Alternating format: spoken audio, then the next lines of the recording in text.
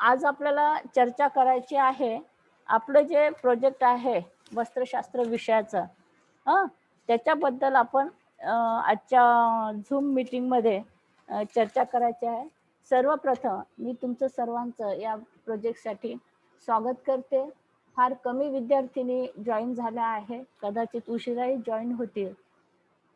तुम्ही 12वीला आल्या, जवळपास आपले 3 ते 4 महिने जे आहे, हे आपण घरूनच अभ्यास करतो आहे. ऑनलाईन शिकवणं आणि क्लासमध्ये शिकवणं याच्यामध्ये फार फरक तुम्हाला निश्चितच जाणवत असेल. कारण आपण मागच्या वर्षी क्लासमध्ये शिकलो आहोत आणि आता जवळपास 3-4 महिन्यापासून आम्ही तुम्हाला व्हिडिओ पाठवतो. तुम्हाला समजला, नाही समजला हा भाग वेगळा. तरी पण आता हे कोरोनाच्या स्थितीमध्ये एक सुरक्षितता राखून आज आपण ही Zoom मीटिंग आयोजित केलेली आहे आणि या Zoom मीटिंगमध्ये आपल्याला प्रोजेक्ट संबंधी चर्चा करायची आहे. खूप कमी मुली जॉइन झाल्या, तरी पण मी तुम्हा सर्वांचं स्वागत करते आणि मी तुम्हाला डायरेक्ट याच्यासाठी मुद्दाम रिपीट करते आहे, कारण व्हिडिओमध्ये बोलणं आणि Zoomवरती बोलणं याच्यामध्ये बराचसा डिफरन्स आहे. तुम्हाला मी काही एक दीर्घोत्तरी प्रकारचे प्रश्न जे असतात प्रोजेक्टमधले, ते प्रोजेक्टसाठी दिलेले आहे. त्याच्यामागचं कारण असं आहे, की प्रोजेक्ट प्लस तुमचा अभ्यास वार्षिक परीक्षेचा बोर्डाचा, ही दोन्हीही प्रोसेस जी आहे ही एकाच वेळेस होणार आहे.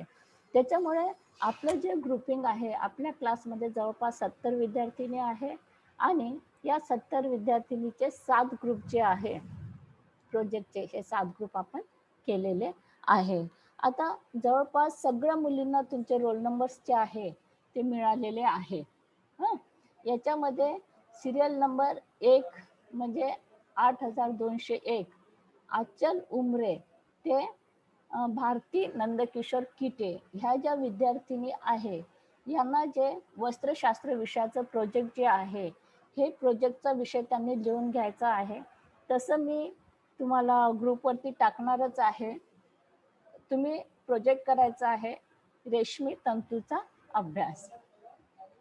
त्याच्यानंतर रोल नंबर 11 म्हणजे 8211 ते रोल नंबर 8220 इथपर्यंतच्या मुली ज्या आहे, भावना संतोष घरात ते ईशा संजय किनाके ह्या ज्या विद्यार्थिनी आहे, यांनी हातमाग व वस्त्र निर्मितीची पद्धत याच्यावरती प्रोजेक्ट करायचा आहे. त्याच्यानंतर रोल नंबर 8221 ते 8230 म्हणजे आपल्याला पट्टेपासून जान्हवी पट्टेपासून आपल्याला मीनाक्षी योगेश्वर कोडापे ही जी विद्यार्थिनी आहे, यांचा विषय जो आहे प्रोजेक्टचा तो आहे संस्करण प्रक्रिया. त्याच्यानंतर 31 म्हणजे मनीषा राम एकगडवार ते रोल नंबर नेहा विठ्ठल तिवाडे यांचा जो विषय आहे प्रोजेक्टचा, तो विषय आहे धुलाईचे घटक. त्याच्यानंतर पल्लवी दिलीप ठवकर म्हणजे 8241 ते 8250 रश्मी केशव कोसेकर यांचा जो विषय आहे तो आहे कापडाच्या विणीचा अभ्यास. त्याच्यानंतर 8251 साबिया कामिल शेख ते 8260 ह्या ज्या विद्यार्थिनी आहे, यांनी हा जो विषय रंगाई व छपाई प्रक्रिया याच्यावरती प्रोजेक्ट करायचा आहे. त्याच्यानंतर स्वाती पवन कळसाई तर सध्या तरी वैष्णवी आनंदा घोडेस्वार इथपर्यंतच्या मुलींची लिस्ट माझ्याकडे आहे. नवीन 2-4 मुली आहेत की ज्यांचे नावं अद्यापही माझ्याकडे आलेली नाही, तर त्या विद्यार्थिनींनी फॅशन या विषयावरती प्रोजेक्ट करायचं आहे. तर आज आपण आता या प्रोजेक्ट संबंधीची जी चर्चा आहे त्याच्या संबंधी आपण माहिती बघूया. ठीक आहे. आता तुम्हाला जे प्रोजेक्टचे विषय सांगितलेले आहे, हे प्रोजेक्ट कसे करायचे याच्या संबंधीचा सविस्तर एक प्रकल्प जे आहे हे प्रकल्प तुम्हाला जो करायचा आहे त्याच्या संबंधित आपल्या वस्त्रशास्त्र पुस्तकामध्ये प्रकल्प कसा लिहावा याच्या संबंधीचं एक पेज आहे की जे पेज आपण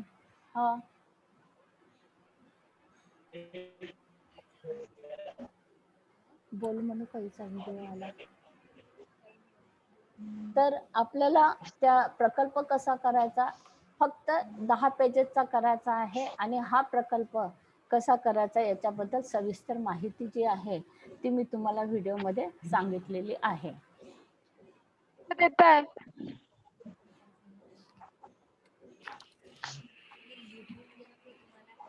हो हो हो हा तर विद्यार्थी मैत्रिणींनो महत्वाचे पॉइंट्स जे आहे ते तुम्ही लिहून घ्यायचे. दुसरी महत्वाची गोष्ट की कुठल्या प्रकरणाला किती मार्क्स असतात हे सुद्धा मी तुम्हाला चार्ट पाठवलेला आहे आणि हा चार्ट पाठवत असताना सगळ्यात महत्वाचं असं प्रकरण आहे प्रकरण 7वं संस्करण प्रक्रिया. आता ही संस्करण प्रक्रिया जी आहे याच्यावरती 10 मार्काचं परीक्षेमध्ये विचारतात. म्हणजे हा जो प्रकरण आहे आपला संस्करण प्रक्रिया याच्यावरती दीर्घोत्तरी प्रश्न जे शेवटचा प्रश्न आहे प्रश्न क्रमांक 4 त्याच्यामध्ये 3 प्रश्न असतात 6 6 6 म्हणजे सायंत्रिक 18 मार्काचा तो प्रश्न असतो. तर त्याच्यामध्ये 6 मार्काचे जे दीर्घोत्तरी प्रश्न आहे त्याच्यामध्ये संस्करण प्रक्रिया जे आहे ही संस्करण प्रक्रिया तुम्हाला राहणार आहे.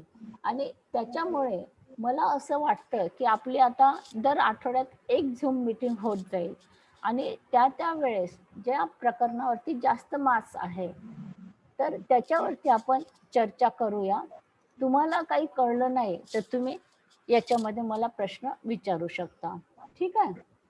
तर आता आपल्याला संस्करण प्रक्रिया जी आहे ही संस्करण प्रक्रिया शिकायची आहे. तुमच्या संस्करण प्रक्रियेच्या बाबतीत काही आयडिया क्लिअर झाल्या नसतील तर त्या आयडिया आता आपल्याला क्लिअर करायचे आहे. संस्करण प्रक्रिया आणि वस्त्र निर्मिती याच्यामधलं संस्करण प्रक्रिया पेज नंबर मला असं वाटते तुम्ही जवळ जर पुस्तक घेऊन बसलात ना तर ते अधिक चांगलं होईल. हा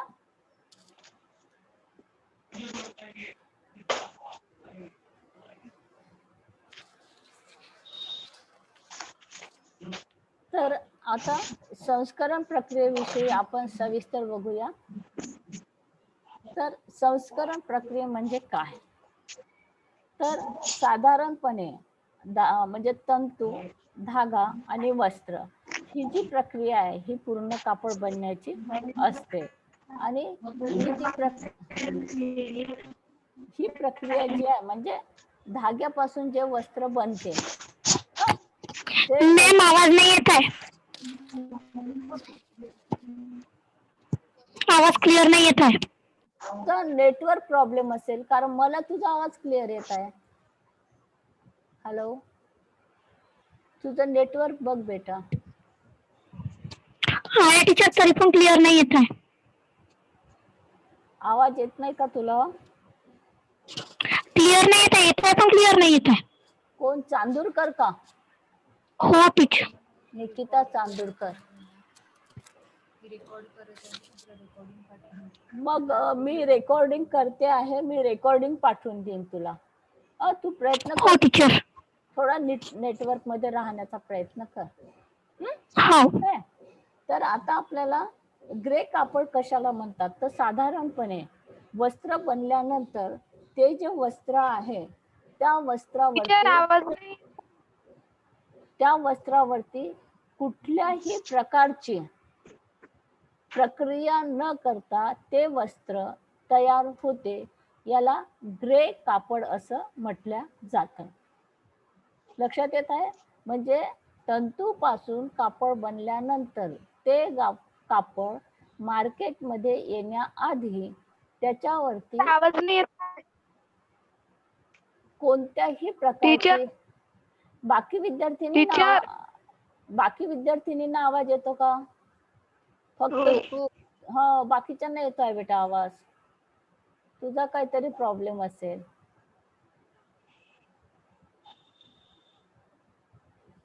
तर ग्रे कापड म्हणजे जे कापड की ज्याच्यावरती कोणत्याही पद्धतीची संस्करण प्रक्रिया केलेली नाही, त्याला ग्रे कापड असं म्हटलं जातं.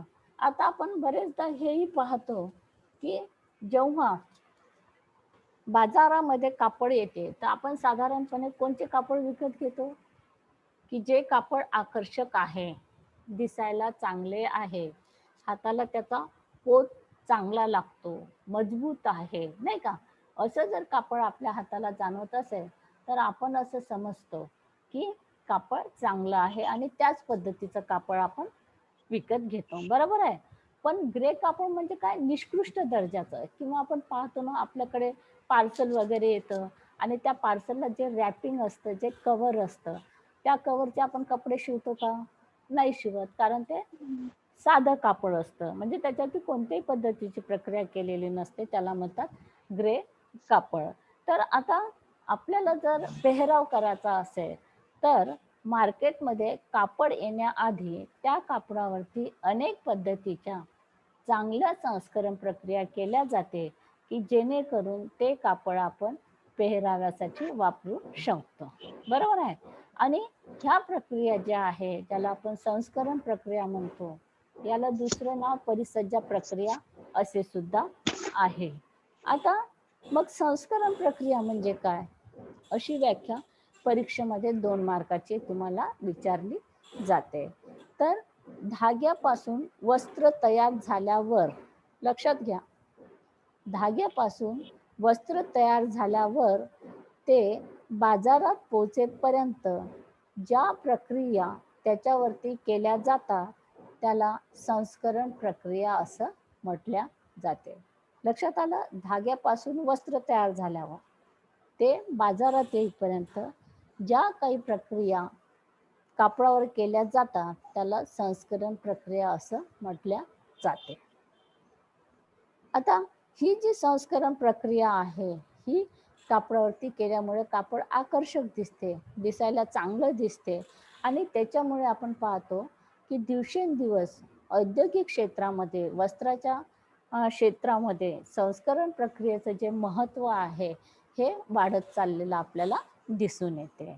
आता जे काही संस्करण प्रक्रिया होतात, ह्या बरेचदा ज्या ठिकाणी कापड तयार केल्या जाते, त्या ठिकाणी गिरणीमध्ये होते, किंवा बरेचदा काही संस्करण प्रक्रिया ज्या आहे, ह्या प्रक्रिया करण्यासाठी काही वेगळ्या गिरण्या, फॅक्टरी जी आहे, त्या फॅक्टरी असतात. आलं लक्षात? तर आता आपल्याला बघायचे आहे संस्करण प्रक्रियेचे उद्दिष्ट. आता याच्यावरचा जो आपला दीर्घोत्तरी प्रश्न आहे, हा कशा पद्धतीचा असतो? तर सर्वसाधारण प्रश्न असा असतो, मी प्रश्न तुम्हाला लिहून पाठवला, की संस्करण प्रक्रियेचे उद्देश सांगून कापडावरती करण्यात येणाऱ्या विविध संस्करण प्रक्रियेबद्दल सविस्तर लिहा. अशा पद्धतीचा प्रश्न असतो. तर आपण काय करायचं? सुरुवातीला व्याख्या लिहायची. संस्करण प्रक्रिया म्हणजे काय? ठीक आहे. त्याच्यानंतर आता आपल्याला चर्चा करायची आहे संस्करण प्रक्रियेचे उद्दिष्टे. याच्यामध्ये संस्करण प्रक्रियेचे उद्दिष्टे असं लिहत असताना एकाखाली एक संस्करण प्रक्रियेचे जे 4 उद्दिष्टे आहे, ते आपण आधी नाव त्याचं लिहिलं पाहिजे आणि त्याच्यानंतर प्रत्येक उद्दिष्ट जे आहे, हे उद्दिष्ट आपण सविस्तर त्याची चर्चा केली पाहिजे. आता याच्यामध्ये उद्दिष्ट कोणते आहे? तर पहिलं उद्दिष्ट आहे कापड स्वच्छ करणे. दुसरं कापडाचे सौंदर्यमूल्य वाढविणे. तिसरं आहे वस्त्रामध्ये उपजत नसणारे गुणधर्म त्यामध्ये निर्माण करणे. आणि चौथं जे आहे, वस्त्र जास्त टिकाऊ होण्यासाठी त्याचे विविध गुणधर्म सुधारणे. लक्षात आलं? तर असे 4 उद्देश आहे संस्करण प्रक्रियेचे. आता याच्यामधलं पहिलं जे उद्दिष्ट आहे, ते उद्दिष्ट असं की कापड स्वच्छ करणे. आता या प्रक्रियेमध्ये काय होतं की कापडामध्ये जी काही अशुद्धता असते, जसं की मेण, शरीरावरील तेल, खळ, बुरशी प्रतिबंधक घटक जे आहे, हे घटक काढून टाकल्यानंतर कापड स्वच्छ केले जाते. आता मेन कशात मध्ये असते की साधारणपणे रेशमी तंतू जे आहे, रेशमी तंतूमध्ये चिकटसरपणा असतो. त्याच्यानंतर मेंढीच्या शरीरावरती जो घाम असतो, त्यानंतर खळ असते. तर ह्या ज्या गोष्टी आहे, ह्या म्हणजे तंतूमधील अशुद्धता काढून टाकण्यासाठी स्कावरिंग, विरंजन प्रक्रिया, निर्गोंदीकरण करणे इत्यादी ज्या संस्करण प्रक्रिया आहे, ह्या कापडावरती करण्यात येते. म्हणजे याच्यामध्ये काय केलं जातं की कापड स्वच्छ केल्या जाते. ठीक आहे. त्याच्यानंतर दुसरं आहे कापडाचे सौंदर्य मूल्य वाढविणे. आता कापड हे दिसायला चांगलं दिसला पाहिजे, त्याचं बाह्य स्वरूप चांगलं असलं पाहिजे. याच्यासाठी आपण पाहतो की या संस्करण प्रक्रियेमध्ये शास्त्र आणि कला या दोन्हीही गोष्टीचा मिलाप होतो आणि याच्यामुळे काय होतं की कापड जे आहे, कापड सुंदर दिसते.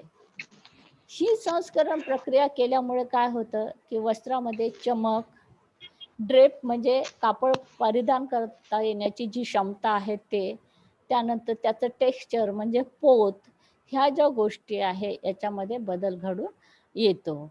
आता मर्सरायझेशन, पूजा नागरीकर, तर याच्यामध्ये म्हणजे कपडा चांगला दिसण्यासाठी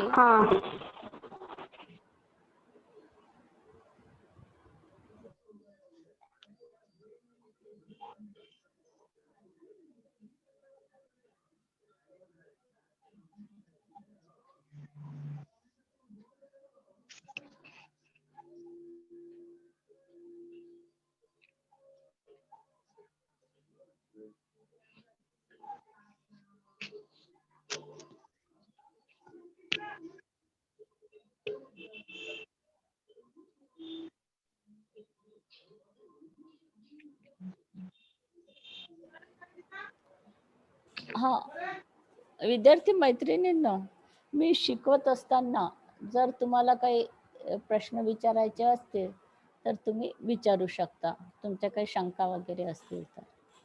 ठीक आहे. हां, तर आता हां बोल दीपाली, बोल. प्रश्न जे आहे, प्रश्न तुम्ही तयार ठेवा. आता तिसरा जो गुणधर्म आहे आपला, वस्त्रतंतूमध्ये उपजत नसणारे गुणधर्म त्यात निर्माण करणे. याच्यामध्ये काय होतं, या संस्करणाने काय होतं की कपड्यामध्ये जे गुणधर्म नाही आहे ते गुणधर्म कापडामध्ये निर्माण केले जातात. तर असे कोणते गुणधर्म आहे, तर याच्यामध्ये जलरोधक संस्करण प्रक्रिया म्हणजे कपडा वॉटरप्रूफ बनवणे. दुसरं आहे अग्निरोधक.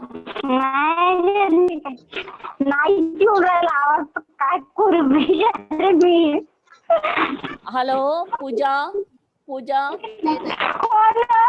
नाही, आता झाडावर जाऊन बसा लागल, 19वर जावं लागल.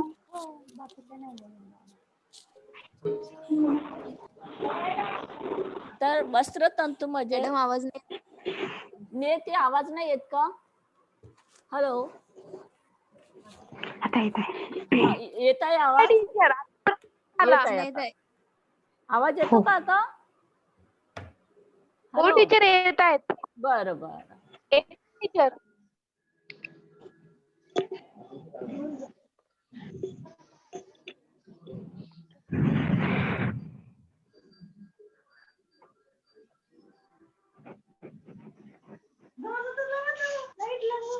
काय म्हणा, हे बघा फक्त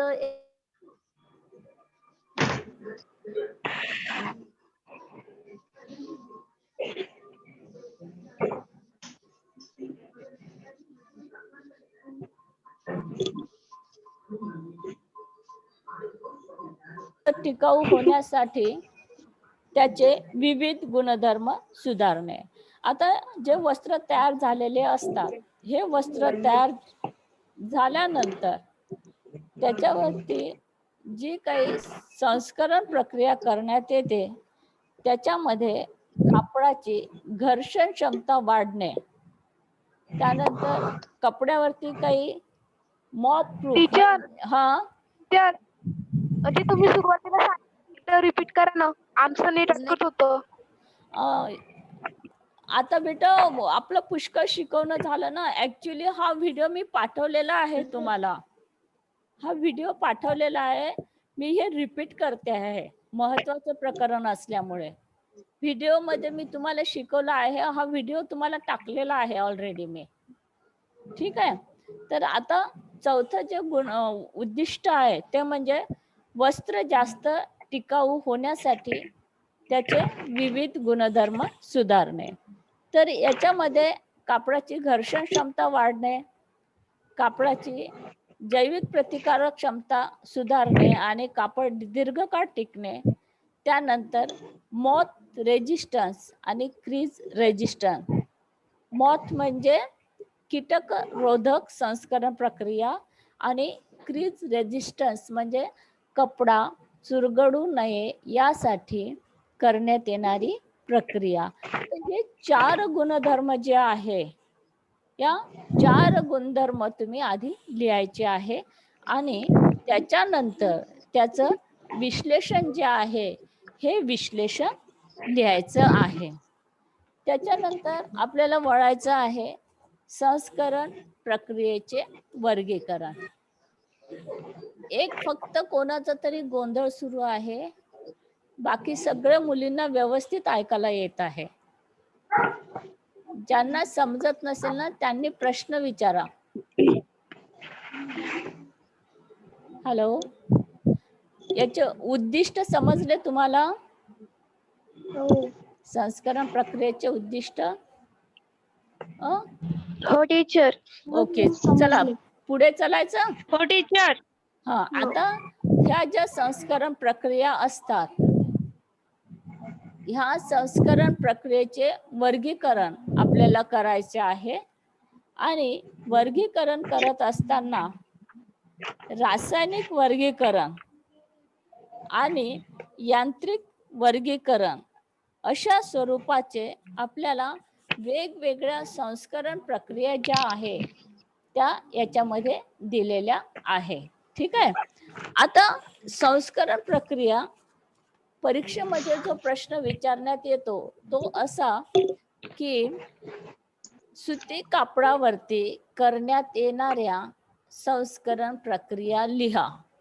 तर संस्करण प्रक्रिया लिहत असताना आपल्याला यांत्रिक संस्करण प्रक्रिया लिहायच्या आहे की रासायनिक संस्करण प्रक्रिया लिहायच्या आहे, हे तुम्ही आधी ठरवून घ्यायचं.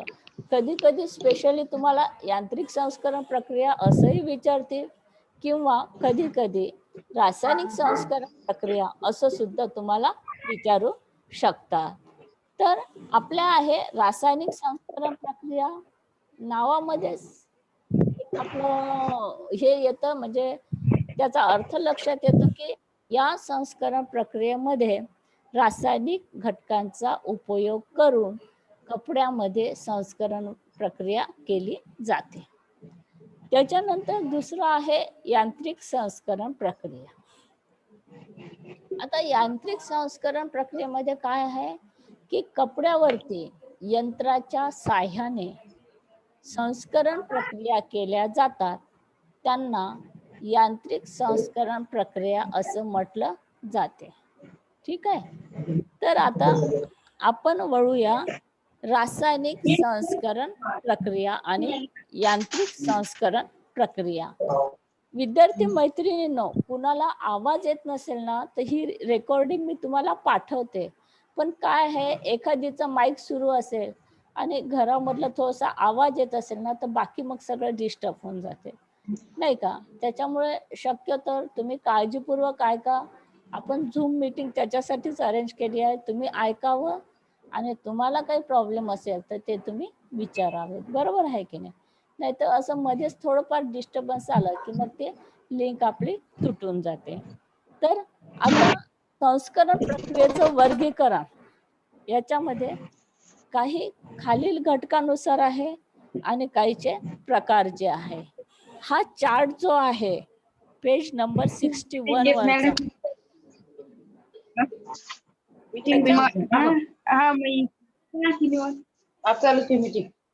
खालील खालील घटकानुसार याच्यामध्ये प्रक्रियेनुसार रासायनिक संस्करण प्रक्रिया आणि दुसरे असते यांत्रिक संस्करण प्रक्रिया. रासायनिक संस्करण प्रक्रियेमध्ये केमिकल्स वापरतात, त्याच्यामुळे ते ओले संस्करण असतात. यांत्रिक संस्करण काय असतं की ते कोरडे असतात, त्याच्यामुळे त्याला यांत्रिक संस्करण प्रक्रिया असं म्हटल्या जाते. त्यानंतर टिकाऊपणा म्हणजे संस्करण प्रक्रिया जी करण्यात येते ती टिकाऊ आहे की नाही, तर तिचं स्वरूप कसं आहे. स्थायी संस्करण म्हणजे ती कायम स्वरूपात कपड्यावरती टिकते का. दुसरं, ती टिकाऊ आहे का. त्यानंतर अर्ध टिकाऊ आहे का, म्हणजे काही वेळ टिकते आणि काही वेळानंतर ती संस्करण प्रक्रिया नष्ट होते ही. आणि तिसरं आहे अस्थायी संस्करण प्रक्रिया. आता अंतिम उपयोगानुसार जर विचार करतो म्हटलं मॅडम मध्ये नाही हॅलो, तर याच्यामध्ये मूलभूत संस्करण प्रक्रिया, याच्यामध्ये सर्वसाधारण संस्करण प्रक्रिया आणि उपयोगिता मूल्य वाढवता येणारे संस्करण प्रक्रिया.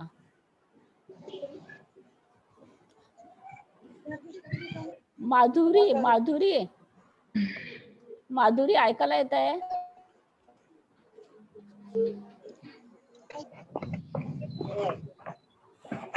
आता ज्या संस्करण प्रक्रिया आहे विद्यार्थी मैत्रिणींनो, याचा एक चार्ट तुम्हाला दिलेला आहे आणि त्या चार्ट मध्ये बघा संस्करण प्रक्रियेचं नाव दिले, संस्करण प्रक्रियेचं नाव दिलेलं आहे आणि त्याचे कार्य जे आहे हे कार्य दिलेले आहे. तर ह्या ज्या संस्करण प्रक्रिया आहे, तुम्ही पुस्तकं जवळ घेऊन बसला असाल, याच्यामधल्या संस्करण प्रक्रिया तुम्ही टिक करून घ्या. महत्वाच्या कुठल्या आहेत याच्यामधली सिंजिंग ही जी प्रक्रिया आहे, सिंजिंग 2 नंबरची प्रक्रिया आहे. त्याच्यानंतर विरंजन प्रक्रिया, मर्सरायझेशन प्रक्रिया, सॅल्फोरायझिंग आणि कॅलेंडरिंग, ह्या ज्या प्रोसेस आहे सुती कापडावरती करण्यात येणाऱ्या, तशा सर्वच महत्वाच्या आहे. पण ह्या ज्या प्रक्रिया मी तुम्हाला सांगितल्या, ह्या प्रक्रिया तुम्ही चांगल्या पद्धतीने करून ठेवा. ठीक आहे. आता याच्यामधल्या ज्या महत्वाच्या प्रक्रिया आहे बघा, त्याच्याबद्दल आपण चर्चा करूया. ठीक आहे. आता एक पहिली जी प्रक्रिया आहे आपली सिंजिंग. सिंजिंग प्रक्रियेमध्ये काय होतं की जेव्हा कापड विणल्या जाते,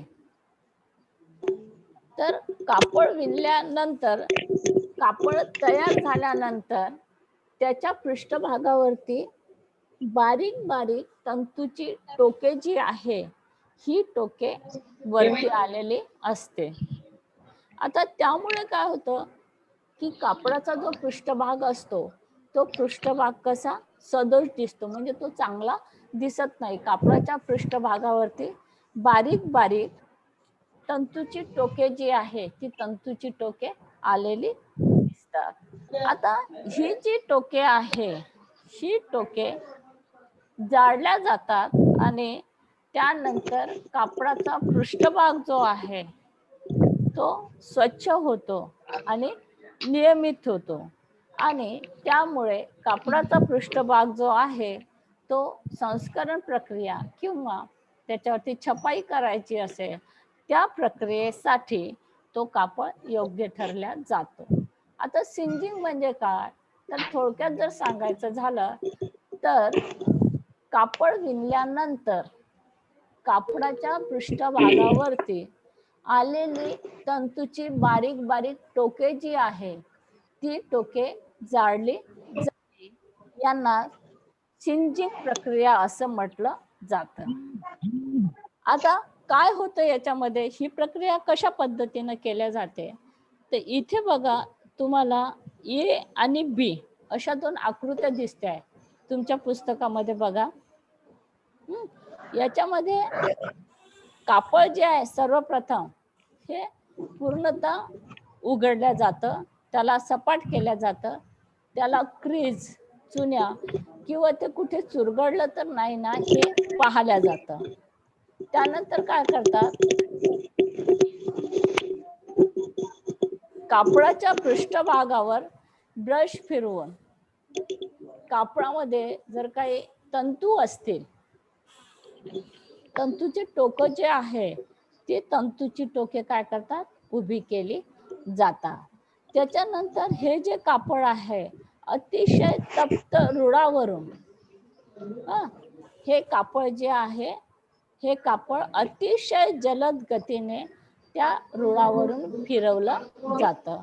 त्याच्यामुळे काय होतं की ही जी तंतूचे टोके बाहेर आलेली आहे ही तंतूची टोके अतिशय म्हणजे ते जळल्या जातं, अतिशय जलद गतीने त्या रुळावरून ते फिरवतात की जेणेकरून कापडाला हानी पोचत नाही. परंतु तंतूची बारीक टोके जे आहे ती तंतूची बारीक टोके जाळल्या जातात. आता त्याच्यानंतर काय करतात की हे जे कापड आहे हे कापड पाण्याच्या टाकीमधून पुढे सरकते व जड रुळामधून पुढे सरकून पिळले जाते. आता ह्या ज्या आकृत्या तुम्हाला दिसते आहे ए आणि बी बघा तुम्ही, म्हणजे पहिली जी आकृती आहे या आकृतीमध्ये तंतूची बारीक बारीक टोके असे आलेले दिसतात कापडाच्या पृष्ठभागावरती. आणि प्रक्रिया केल्यानंतर आपण पाहतो की तंतूची जी टोके आहे बी म्हणजे आफ्टर जे लिहून आहे त्याच्यामध्ये ही तंतूची बारीक बारीक टोके जी आहे ही टोके सपाट होतात, म्हणजे कापडाचा पृष्ठभाग चांगला केला जातो.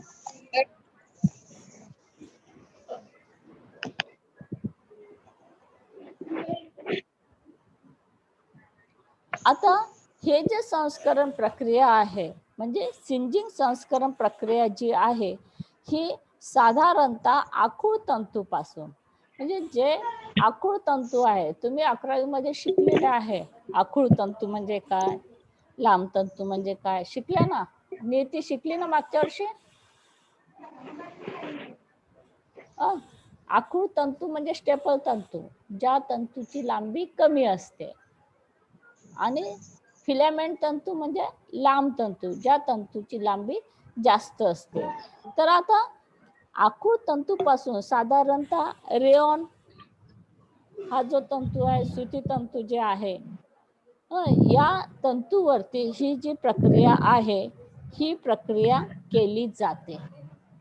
परंतु जे प्रथिनजन्य तंतू आहे त्या तंतूवरती ही प्रक्रिया केली जात नाही, कारण प्रथिनजन्य तंतू म्हणजे रेशमी तंतू आणि उनी तंतू याच्यावरती जर ही प्रक्रिया केली तर उष्णतेने हे तंतू एकमेकांना चिटकतात, बरोबर आहे. तर ही जी प्रक्रिया आहे सिंजिंग प्रक्रिया जी आहे ही फक्त सुती कापडावरतीच केली जाते किंवा आखूड तंतूपासून बनलेल्या रेयॉन कापडांना सुद्धा हे संस्करण प्रक्रिया केली जाते. ठीक आहे. आता हा जो कापडाचा पृष्ठभाग जो आहे हा पृष्ठभाग चांगला म्हणजे व्यवस्थित सपाट केला जातो, आणि हे करत असताना याच्यामध्ये ऑक्सिडीकरणाची प्रक्रिया घडते. म्हणजेच काय की याच्यामध्ये काही रासायनिक घटकाचा उपयोग केला जातो आणि त्यामुळे हे रासायनिक प्रकारचे संस्करण प्रक्रिया आहे.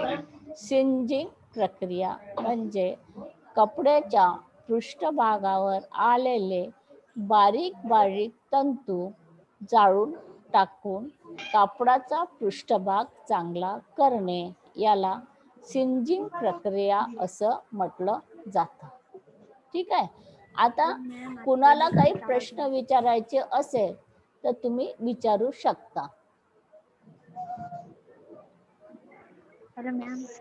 हा हॅलो हा बोल.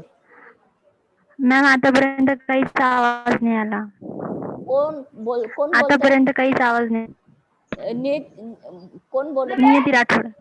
नियती राठोड. सुरुवातीला आवाज आला ना नियती तुझा? टीचर. हो, सुरुवातीला आवाज आला ना नाही तुझा? टीचर, काहीच नाही. पण बाकी मुलींना तर आला बेटा. नाही, तर काहीच ऐकायला नाही येते. कोण बोलते? मला एक पण शब्द नाही ऐकू आला. नियतीला. कौशिकी. हा हॅलो टीचर. हा, आवाज आला तुला?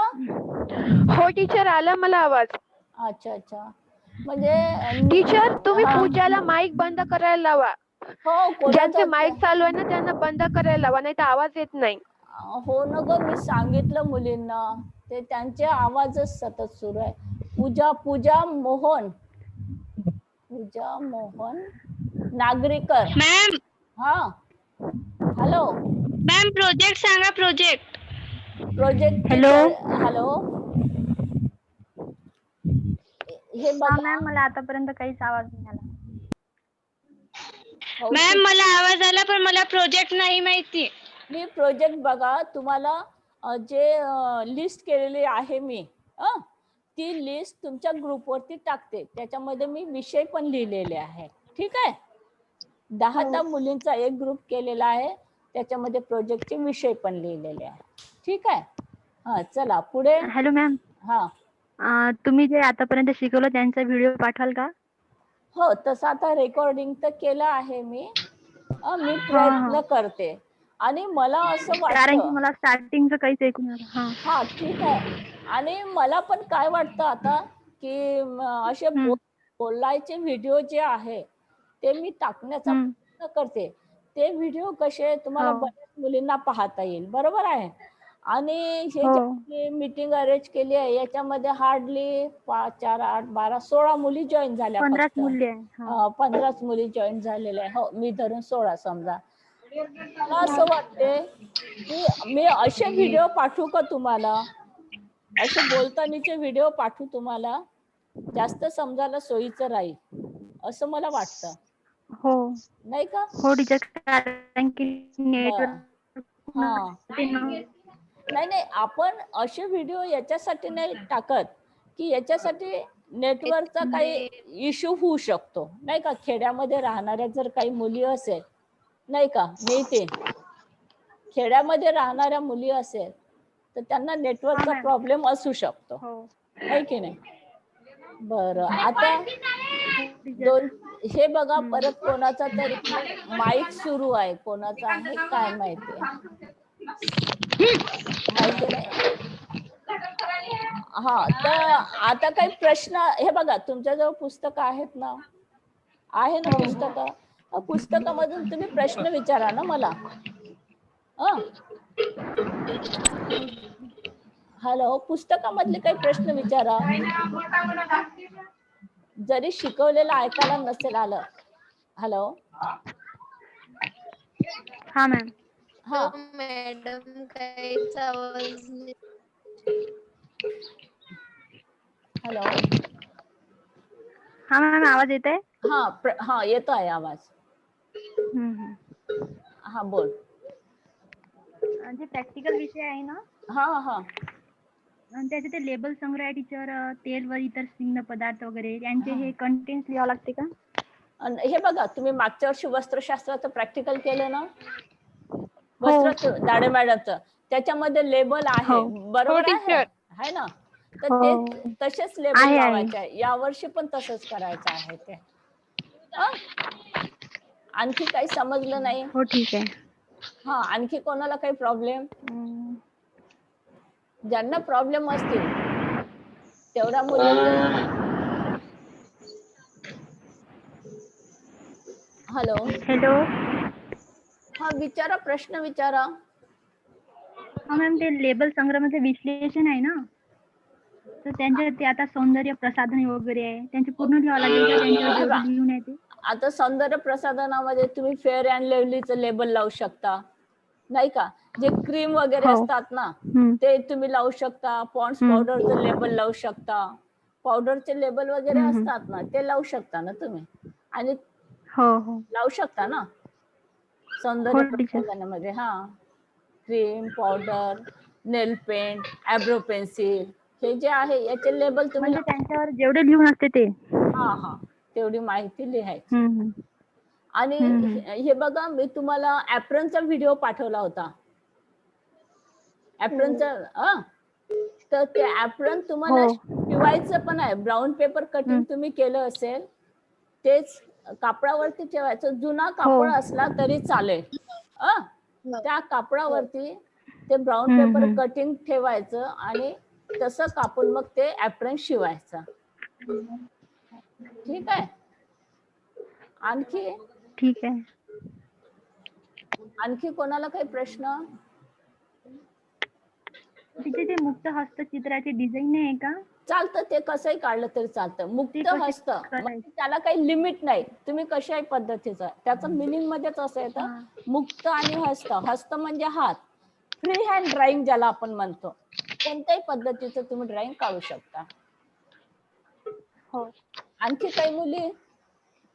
ठीक आहे. मयुरी, तुला काही प्रॉब्लेम?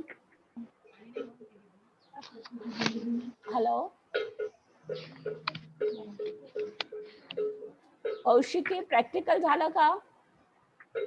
हो झालं टीचर. अच्छा, पूर्ण झालं? मॅम ते हा प्रॉब्लेम आहे ते ठसा छपाई आणि साच्या छपाईचं कसं करायचंय? हा, ते तुम्ही करू नका. ते कॉलेज सुरू झाल्यावर करू आपण. हो ऍक्च्युली टीचर. यावर्षी नवीन आलेला टॉपिक आहे तो.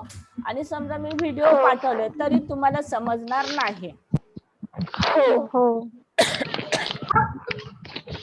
आणखी काही? मूलभूत बॉडी ब्लॉक. हा, मूलभूत बॉडी ब्लॉक प्रॅक्टिकल मधलं. हा. तर हो. ते जे प्रॅक्टिकल आहे ते पुस्तकामध्ये सगळे दिलेले आहे. त्याच्यावरून करायचं. ठीक आहे.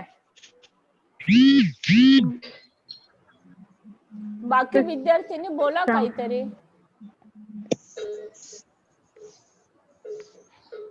बाकीच्यांना काही प्रॉब्लेम नाही का?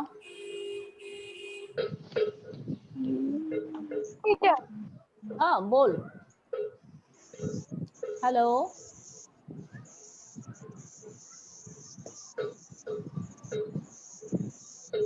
कोणाला काही प्रॉब्लेम नाही? मीटिंग संपवायची. संस्करण प्रक्रियेबद्दल काही माहिती नको आणखी?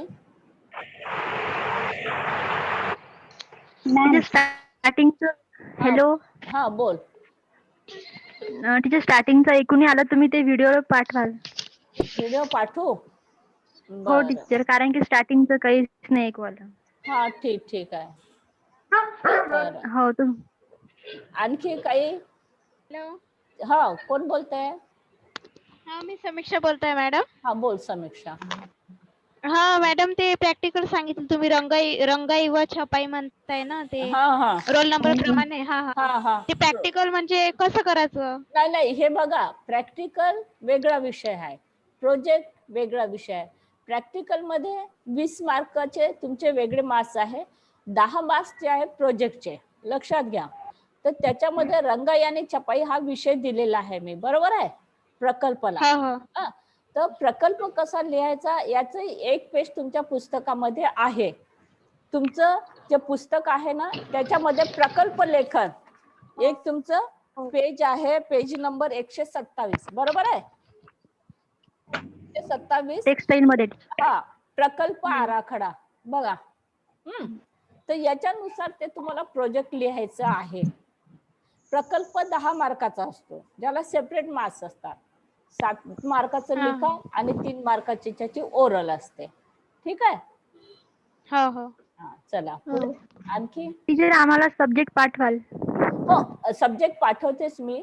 आणि दुसरी महत्वाची गोष्ट म्हणजे अशी की आता ब वर्गातल्या बऱ्याचशा मुली क वर्गामध्ये आल्यात, बरोबर आहे ना. मागच्या वर्षी ब मध्ये होत्या, यावर्षी क मध्ये आल्या, बरोबर आहे. आता त्यांचे विषय बदलला, म्हणजे वस्त्र होता की नव्हता. वस्त्र होता मागच्या वर्षी, होता.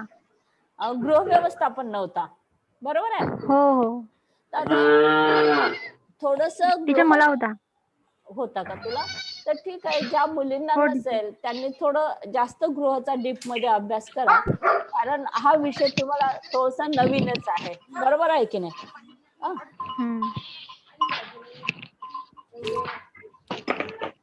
Hello hello ma'am. Hello. Hello ma'am, मी पूजा नागरकर बोलताय. हा बोल.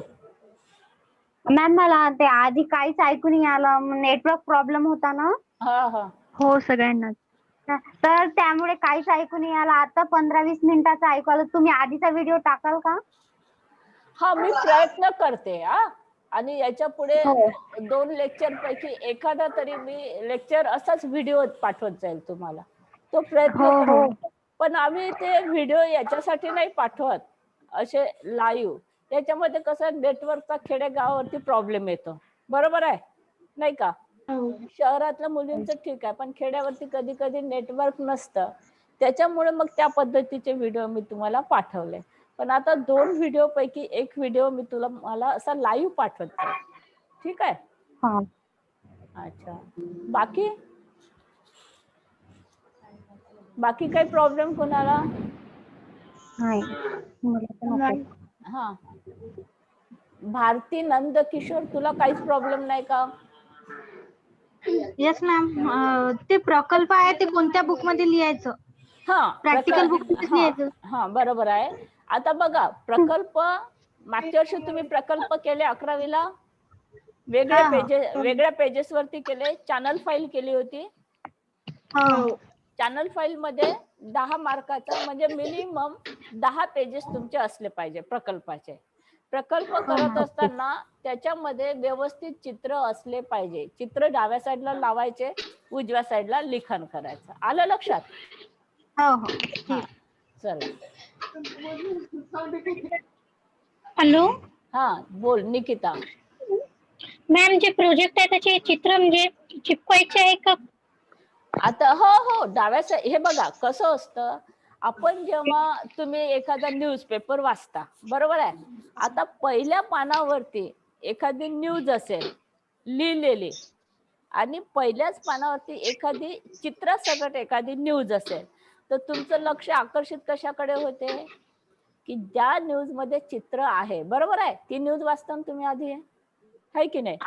म्हणजे चित्र लावणं म्हणजे काय, की तुम्ही तुमच्या प्रोजेक्टला एक आकर्षकता प्राप्त करून देता, नाही का. नाही तर नुसतं भोकमपट्टीमध्ये लिहून काढलं, त्याच्यात इंटरेस्ट नसतो. तुमचं टेक्स्ट बुक सुद्धा बघा, नुसतं लिखाणच आहे का, नाही, त्याच्यामध्ये सुद्धा चित्र असतात. आणि चित्रामधून कसं आपल्याला व्यवस्थित कळतं. आता जसं तुम्ही बऱ्याचशा मुली म्हणाल्या की मॅडम तुम्ही अशीच व्हिडिओ आम्हाला पाठवा. का पाठवा, मी तुमच्याशी संवाद साधते आहे, तुम्हाला दिसते आहे, तुमच्याशी बोलते आहे, म्हणजे हे कसं आपलं क्लासरूम टीचिंग सारखं होतंय, बरोबर आहे की नाही. तसा चित्राचा महत्वाचा भाग आपला प्रोजेक्ट मध्ये आहे. ओके, ठीक आहे. आता काही प्रॉब्लेम कोणाला. नाही. हा,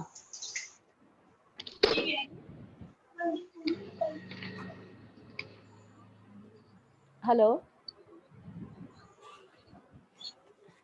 चला, या काळामध्ये तुम्ही स्वतःची काळजी घ्या. कोरोना अजूनही काही संपलेला नाही. आता असं वाटायला लागलं की दिवाळी नंतर कदाचित कॉलेज सुरू होतील किंवा दिवाळीपूर्वी होईल अशी आशा होती.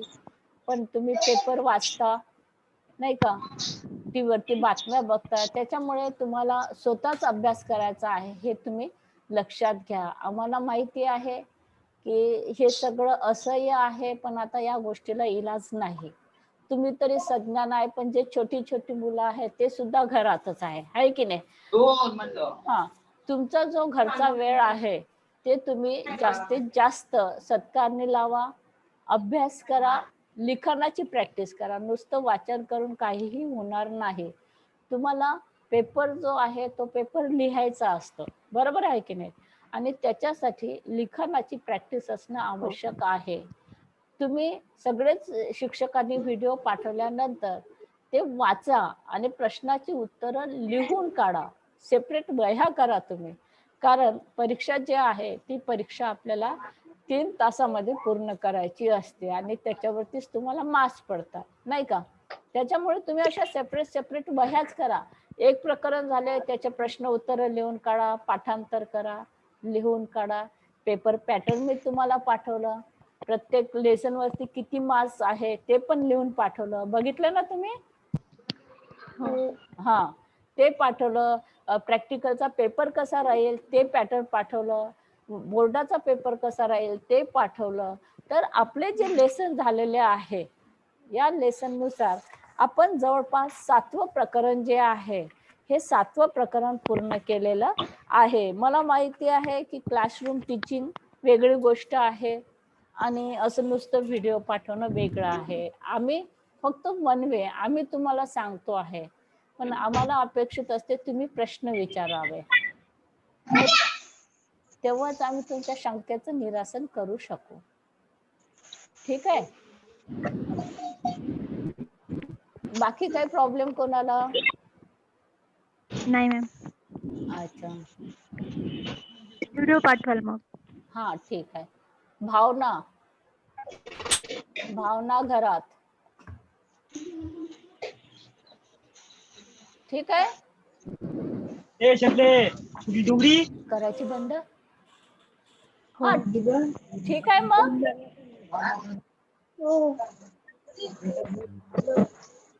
हॅलो,